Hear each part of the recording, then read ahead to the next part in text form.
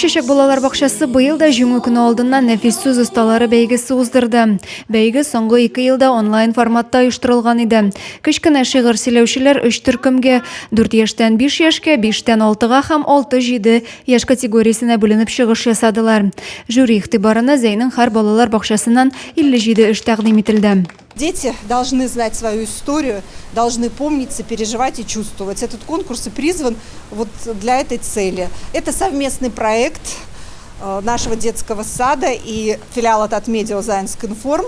И мы очень рады, что в свое время этот проект родился и он живет. Таләпшән жюри шигырь сөйләүчеләрнең тышкы кыяфәтен, ничек итеп шигырьнең эштәлеген, әсәрдәге геройларның холкын ачып бирә алуларына игътибар итте. Һәр яшь категориясендә 1-нче, 2-нче, 3-нче урыннар билгеләнде. Конкурсның гран-приен Күкчәчәк бакчасыннан Полина Киселева яулады. Лишь лучи лугов коснулись, все ромашки встрепенулись, на подруг глядят с любовью, с добрым утром, как здоровье.